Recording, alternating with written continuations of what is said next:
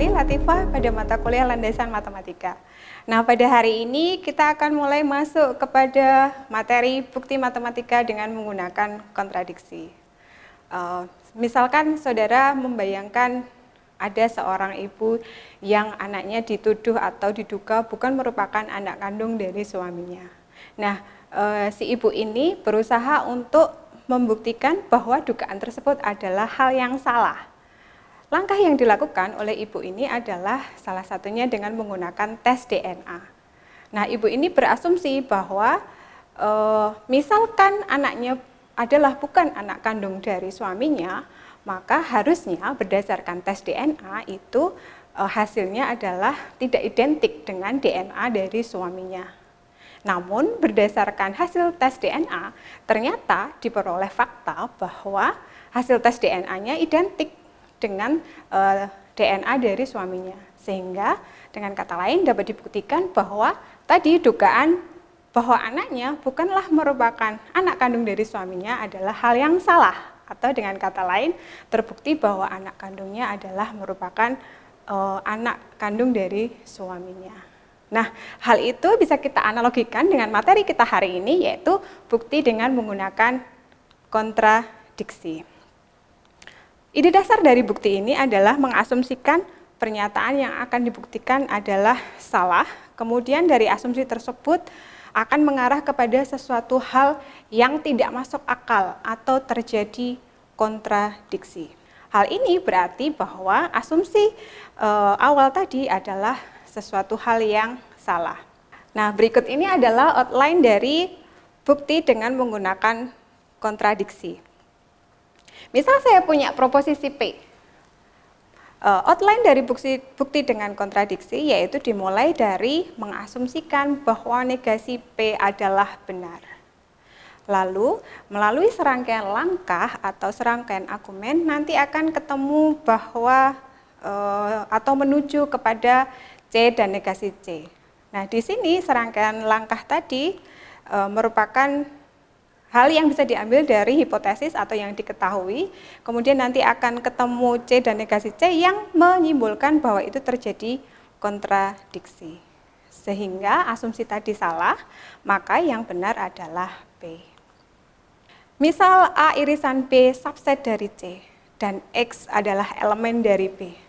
Buktikan bahwa X bukan elemen dari A selisih C.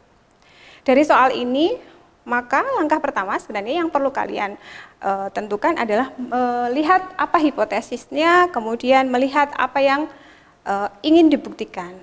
Dari soal ini, maka hipotesisnya itu adalah A irisan B subset C dan X elemen dari B. Kemudian hal yang ingin dibuktikan itu adalah X bukan elemen dari A selisih C. Langkah yang pertama, seperti di outline tadi, maka kita harus mengasumsikan negasi P. Dalam kasus ini yang menjadi P adalah X bukan elemen dari A selisih C. Sehingga negasinya atau yang diasumsikan benar itu berarti negasi P. Dengan kata lain, kita asumsikan bahwa X itu elemen dari A selisih C. Ingat kembali definisi dari selisih himpunan di materi pada modul yang pertama. Sehingga jika X merupakan elemen di A selisih C, berarti bahwa X itu elemen di A dan X bukan elemen di C. Dari hipotesis sebelumnya juga diketahui bahwa X itu adalah elemen dari B, sehingga artinya bahwa X itu merupakan elemen di A dan B. Nah, definisi ini sama artinya dengan bahwa X itu elemen di A irisan B. Di hipotesis juga diketahui bahwa A irisan B itu adalah subset dari C. Nah, ingat definisi dari subset. Misal saya punya dua himpunan A subset B, artinya adalah jika X elemen dari A, maka X elemen dari B. Sehingga kalau saya kembangkan menjadi A irisan B subset dari C, artinya jika X merupakan elemen di A irisan B, maka X juga elemen di C. Nah, tadi di pernyataan awal kita telah mendapatkan bahwa X itu adalah elemen dari A irisan B. Dari hipotesis tersebut, maka dapat disimpulkan bahwa X-nya juga merupakan elemen di C. Nah, padahal tadi di awal kita telah mengasumsikan bahwa atau mendapatkan bahwa X bukan elemen dari C. Tetapi di argumen terakhir kita juga mendapatkan bahwa X elemen dari C. Hal ini tidak mungkin terjadi gitu ya, karena suatu elemen di dalam himpunan itu tidak mungkin sekaligus berada di himpunan dan berada di luar himpunan tersebut. Nah, hal inilah yang merupakan kontradiksi dalam kasus contoh soal ini. Karena terjadi kontradiksi, maka asumsi kita tadi salah, atau asumsi awalnya salah. Tadi yang diasumsikan bahwa X elemen dari A selisih C itu benar. Karena terjadi kontradiksi, maka asumsi tersebut salah. Sehingga yang benar adalah X bukan elemen dari A selisih C. Kemudian, misalkan nanti kalian ketemu dengan teorema-teorema yang melibatkan bentuk kondisional. Jika P, maka Q. Kita juga bisa menggunakan bukti dengan metode kontradiksi pada bentuk-bentuk teorema seperti itu. Berikut adalah outline-nya. Jadi misal kita punya proposisi atau mungkin punya teorema berbentuk jika P maka Q, maka untuk outline dengan menggunakan bukti kontradiksi ini, kita asumsikan dulu P benar dan Q salah. Karena pernyataan tersebut adalah pernyataan dari negasi P di outline yang sebelumnya ya. Sehingga sama seperti di outline sebelumnya, melalui serangkaian langkah nanti kalian akan menemukan di bagian terakhir itu adalah bahwa terjadi kontradiksi, akan ketemu C dan negasi C. Nah, karena terjadi kontradiksi, maka asumsi awal tadi adalah salah. Contoh kasus pada outline yang kedua ini ya, misal saya punya suatu proposisi. Misalkan A itu adalah elemen dari bilangan bulat. Jika A kuadrat genap, maka A genap. Nah, dari sini, dari proposisi ini, maka hal yang diketahui bisa kita identifikasi dulu. Yang diketahui berarti A adalah elemen dari bilangan bulat, kemudian diketahui juga bahwa A kuadrat itu genap. Sedangkan yang ingin ditanyakan atau yang akan dibuktikan itu adalah apakah A juga genap.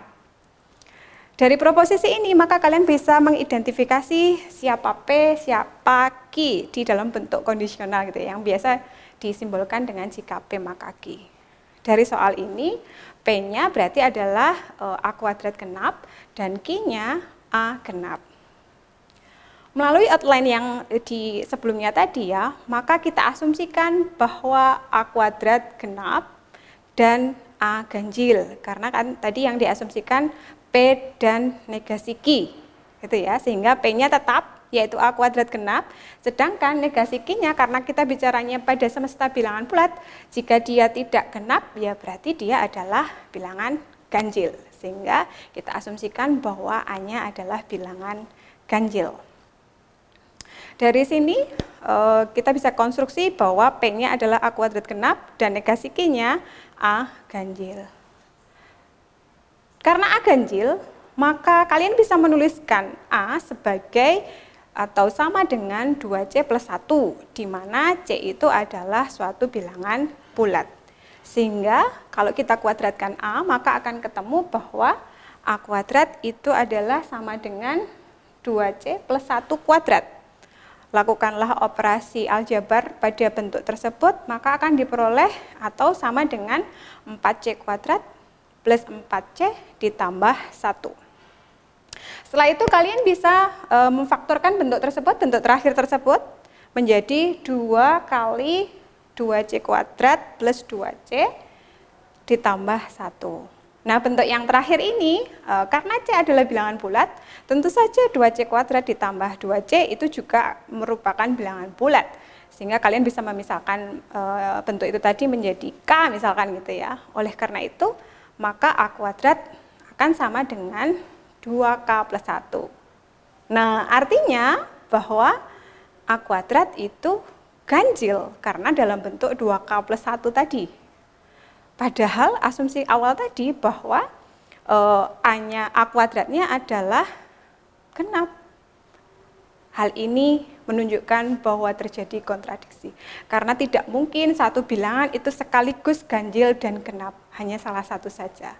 Nah, karena terjadi kontradiksi, maka asumsi awal kita tadi adalah salah, sehingga yang benar atau dapat disimpulkan bahwa A adalah merupakan bilangan genap. Demikian untuk pengantar dari materi bukti dengan kontradiksi. Silakan mempelajari lebih detail kepada materi tersebut di modul. Kemudian kalian bisa mengerjakan latihan soalnya pada bagian latihan soal. Terima kasih semuanya. Assalamualaikum warahmatullahi wabarakatuh.